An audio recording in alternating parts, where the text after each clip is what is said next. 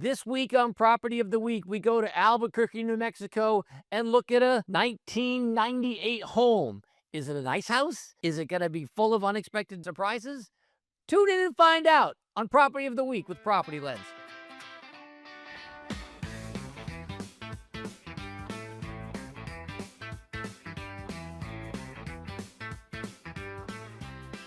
Ladies and gentlemen, boys and girls, ships at sea, it is time for another episode of Property of the Week with PropertyLens.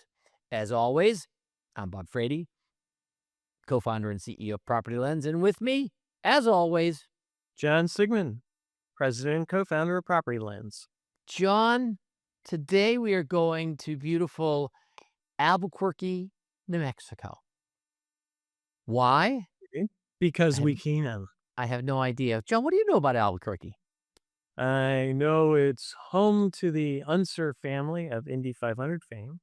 Oh, I there you know go. it was the original home of Microsoft. Think Well, about how different that would have been if they had not gotten up and left for Seattle. do you think Uh, that Breaking Bad would have been made in Seattle rather than Albuquerque if Microsoft had been in Albuquerque? Ooh, that's a really tough question. They might have just gone down the road to Taos. We don't know. Then you just Um, never know. it is the home of Breaking Bad, as pointed out. The New Mexico Lobos of the Mountain West. It's a high desert plain. That's what I can tell you about Albuquerque. Home to reasonably priced properties. So let's take a look at one of those properties today, shall we? 9623 Vista Casitas Drive, Northwest in Albuquerque, New Mexico, 87114. Listing for $365,000. Been on the market for 34 days with the stunning $25 a month HOA fee. That's probably a deal breaker right there. That's a lot. Who needs the HOA telling you what to do when you're only paying them $25 a month? Well, we're looking at a pretty good property. It's a B. It's pretty solid. And it's in a fairly safe place. It's an A. Really a nice property in a great location. That's what we're looking at right off the top. 3 bedrooms, 2 baths, built in 1998, 1,800 square feet on a 0.15 acre size lot. Like you said, the property score gives you systems, property details, financial, the market, the property history, and the repair ratio all blended into a single score. Whereas the Safe Place score tells you pollution, the neighborhood, fire, flood, environmental hazards for that specific location. So if we look at the snapshot, it tells us there's some damaging events. It does get windy in Albuquerque. As you said, it's high desert. It's had 3 owners in the last 15 years. It's got a couple building permits. It's not in a flood zone. Doesn't look like it's flipped. The roof looks pretty good. No major renovations. Although we do expect about $15,000 in expenses over the next couple of years. The house is approaching 30. And like many things that approach 30, you might have to do a little work on it. It has had a higher than average tax increase over the last 6 years. And the insurance increase over the last 6 years has been about 6% per year. So not a bad place, from preliminary investigations. What do we see in the highs and lows, John? Roof's in great shape. It's had an electrical upgrade.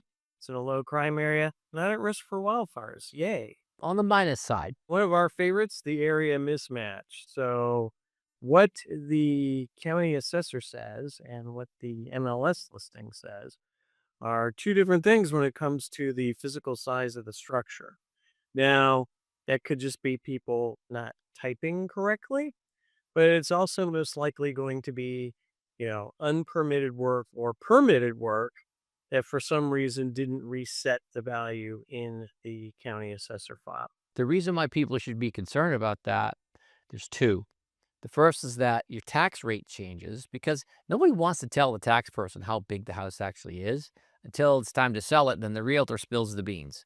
So number one, there might be a tax impact. But number two, a lot of insurance companies, when they pull the size of your house to estimate the replacement cost, will use the assessor square footage. And you might be underinsured for this location, which we'll look at later. Which would be bad. You've got aging HVAC systems. You need to find out about the water heater. Tax increase relatively high compared to the rest of the country. And there is a little bit of pollution risk, air quality, health, things along those lines. So you definitely want to check things out. Okay, we've got close to public schools, near parks and walking trails. There's a pool, tennis court, and clubhouse in the neighborhood. It's suburban, and low risk of natural disasters. Nice floor plan, 2 fireplaces, finished oversized garage, which is probably the reason for the discrepancy in square footage. Is the realtor maybe counting the finished garage, and the city might not. Stucco exterior, evaporative cooling and ceiling fans. It gets a little toasty in Albuquerque in the summertime. We expect that you will spend about 15 grand over the next couple of years repairing things, and you'll spend about $1,200 a year in insurance. So, John, what are some of the questions we should be asking before making an offer on this location? Well, you definitely want to focus on the things that are going to impact you and impact your wallet. Question number 4 there, termites, places that are warm tend to have them. So you definitely would want to have that inspected for if you're not, knowledgeable about that yourself. Police response time. This is the land of Breaking Bad, so let's make sure that they can get there in time. Radon, sky high radon. Not an issue really if you're built on slab until a slab cracks, but it's something that you'd want to have tested. If you're not on a well, the groundwater arsenic is not really a concern. Any issues with the roof, it is 30 years old. It's probably a tile roof, something like that. So it probably has plenty of life left, but you definitely would want to have it checked out. So, when we look at our expected repair costs, 15,000 over the next couple of years, and it's because things are old. Now, this doesn't mean the systems are this old. It means that there's no record, either in the listing or in the permits, of these systems being improved. So these are questions that you should be asking before making an offer on this house is, how old is this stuff?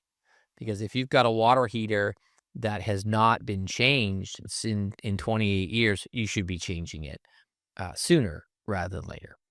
And you can figure that all of these things are old.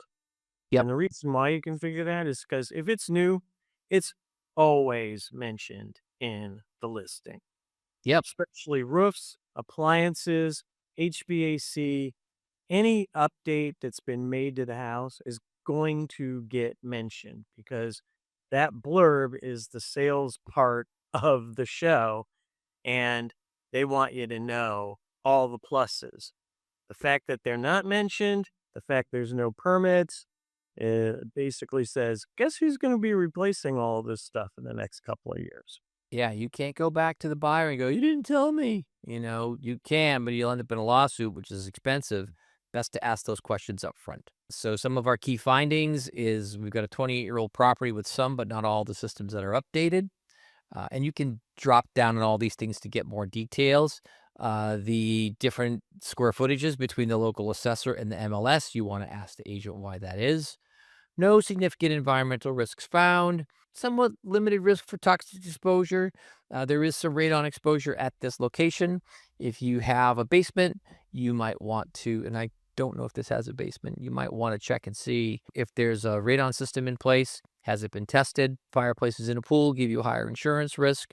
We've had some permits, but no significant damaging events have been reported. We estimate the insurance premium between $1,000 and $2,300, with about an average of about $1,200, a replacement cost of $457,000, which is more than the sale price of the house. 70% of houses in the US have a replacement cost greater than their market value. Why have replacement costs gone up so much, John?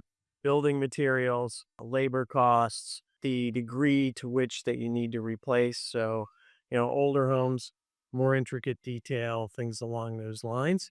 Plus, you have to bring it up to code.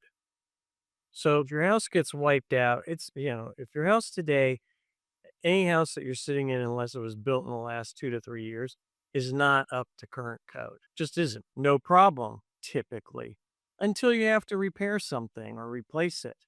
And if the house gets wiped out, you're not building it exactly the same way. You're building it to current code. So if you've got old windows, single pane, well, those are going to be double pane. If you've got old wiring, it's all going to be new wiring. If you've got, you know, all of those types of things cost more money. So it's going to cost more to for 70% of the houses in the US to replace them than to buy them. So if you only insure for what you paid for it, 70% of the time you are now instantly underinsured. Yep. And that's not a problem until your house burns down or blows up, as it were, until it's destroyed. If you're just doing piecemeal replacements, that's one thing. But in the event of a catastrophic loss of your house, you're not going to have enough money to rebuild it the same way it is right now. So when we look at the listing, it was built in 98. And here's the description. Very nice. It's got solar power. Um, it's in Albuquerque. Here's the ownership transactions. It was last deeded in 2023 and sold in 2023, now getting sold again in 2026. It last sold for $339,000. And this is why the property taxes went up so much, because it was sold. And usually when houses sell, they get retaxed.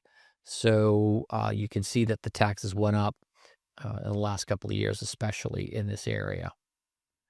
Here's lots of pretty pictures. It looks nice. It's got the little tile floor. Very late 90s interior. My first house was built just like this. So if you like this kind of thing, then that's good. You'll like that kind of thing. Damaging events. Just a terrible case of the winds there in Albuquerque, but not much in the way of hail, which is wonderful. We can look at the roof, and it looks like you can see the solar panels. And it looks like the roof hasn't changed a bit. So we can go back even further to 2018.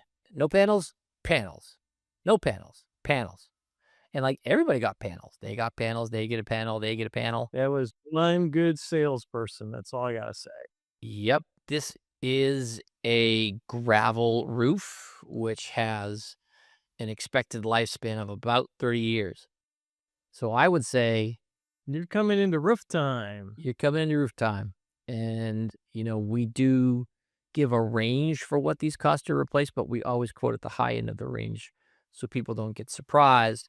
But it looks like about 18 grand to replace this roof. And that, I think, is being conservative. But it's in good condition. The condition is a little tricky here because it's really not exposed to a whole lot, No, just blistering heat. which for a roof is perfectly fine. It just sits there. Like you said, termites, moderate risk of termite infestation, low water hardness, which is great, good soils. Not subjected to mine subsidence, which is great. There's no mines underneath that are going to collapse the house. So that's all wonderful. Here's the permit data. Last about 4 years ago.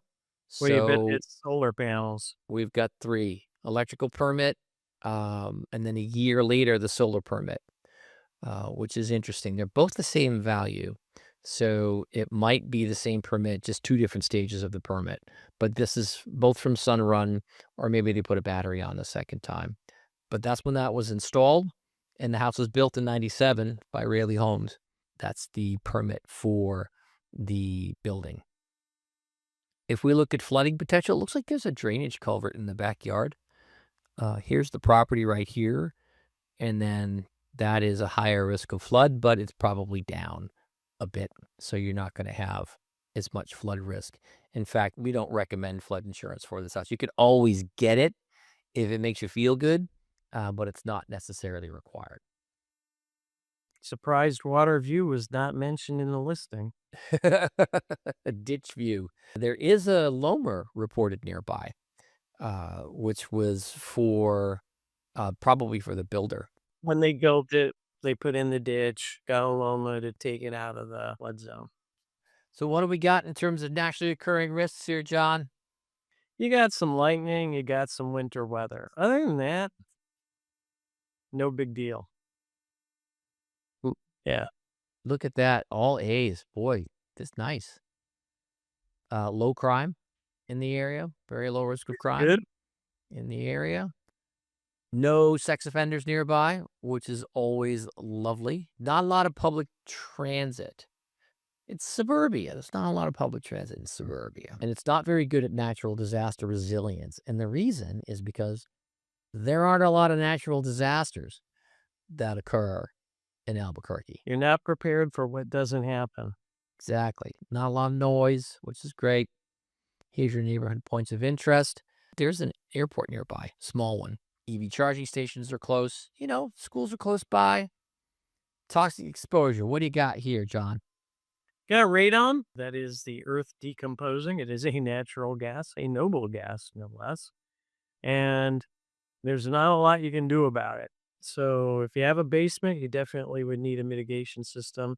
They should probably have just a radon detector just to make sure things aren't bad in the house. Because the newer the house, the more sealed they are, the greater the possibility of trapping the gas. Then we got contaminated sites. The closest one is over here. Um, it's okay. This cracks me up. Shouldn't crack me up, but there are 3 formerly clandestine drug labs within a little bit 3 miles Well, of this within house. 5 miles. Yeah. So that's that's not the closest dot though. The closest No. dot looks like it's a transmission line. Yep. Lots of above ground lines. If you're concerned about EMFs, this would be something that you would want to know about. Hmm. Uh, but unless it's going right over your house, it's not a concern. Yep. Fire protection and medical response look average, which is good. I know hydrants within 250 feet, but there are 4 within 500 feet.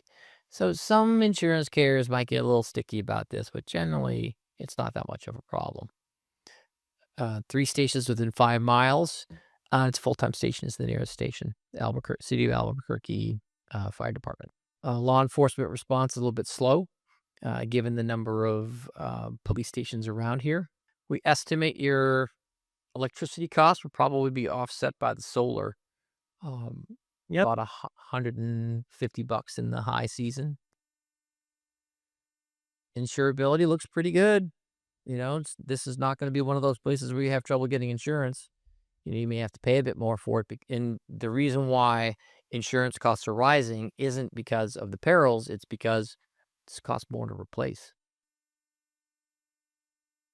And then here's the timeline. All right. Beautiful. Looks like a beautiful location. I see. Not a lot to be concerned about. So let's say, John, you were going to buy 9623 Vista Casitas Drive Northwest in Albuquerque, New Mexico. What are the 3 things that you would be looking for? 3 things that I would be looking for. We know the systems are old. The roof is old. The HVAC is old. Probably got old water heaters. Probably got the original appliances.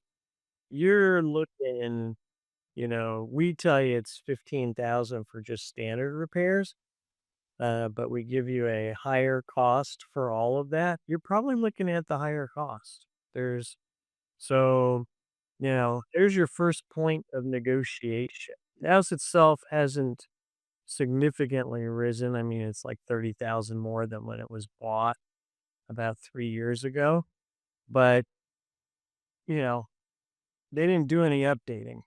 So you're looking at a classic late 90s house that's still in classic late 90s house format.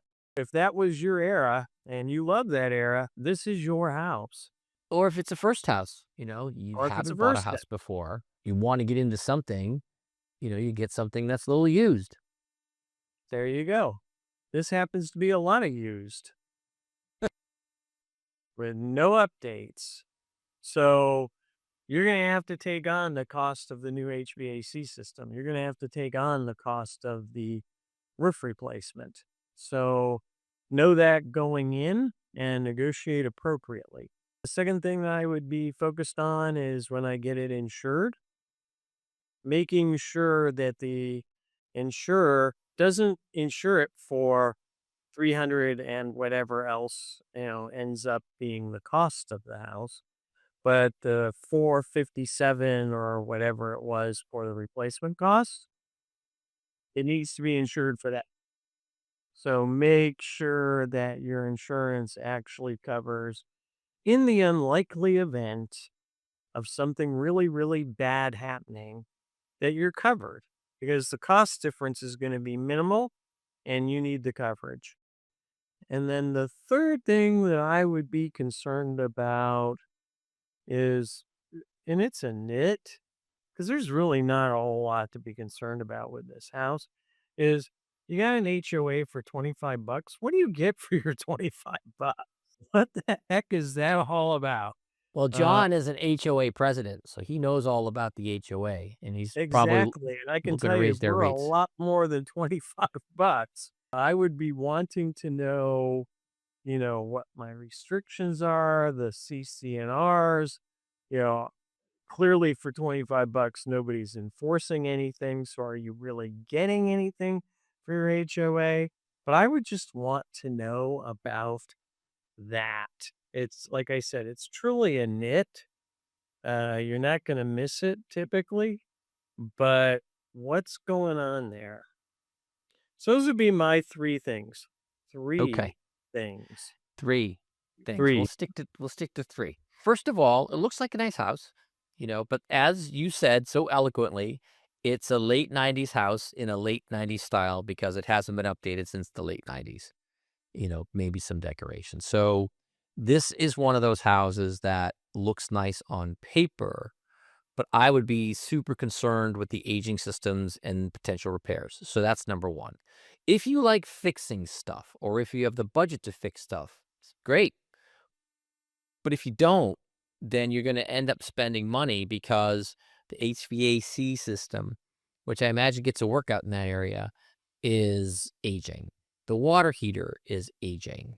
That's probably 10 grand in cost between those two things just by themselves. So aging systems internal to the house. The second thing I would look at is the roof, which could get super expensive because it not only has aged out, if you will, it's near at the end of its expected lifespan, but it's got solar panels on top of it. So you got to have those all removed, replace the roof, put the solar panels back. It's a dance. So that would be the second thing. So I would get a dedicated roof inspection for this house before I made a final offer, or I would make a contingency for the roof on this house. And then the third is, some of the environmental risks. It's got some radon, it's got some arsenic in the groundwater. Just do some testing, if you're really concerned about it. Do a radon test, and if you want to do a water test. But beyond that, if I was looking at this house for, say, one of my kids, and they wanted to live in Albuquerque, I'd say it's not bad. You Not know, bad. Y It's not bad. It's not great, pretty good. Yeah, for 300 some $1,000, it's not bad. But the roof is probably number 1. Of those 3 things, I think the roof is probably number 1 because that can be a gnarly replacement. Behave accordingly. Not too bad there in Albuquerque, New Mexico. Nice little place. Just don't see either one of us is leaping at this opportunity. I have been to Albuquerque, New Mexico, driven through So there. am I. Lovely town. Is Very confusing highways in the town, but that's just me. And, it's got that sort of high desert vibe. So if you like it, you could do a whole lot worse than this house. All right. So that's our look at 9623 Vista Casitas Drive Northwest in Albuquerque, New Mexico. And for this week's episode, I'm Bob Frady. I'm John Siegman. We will see you next time.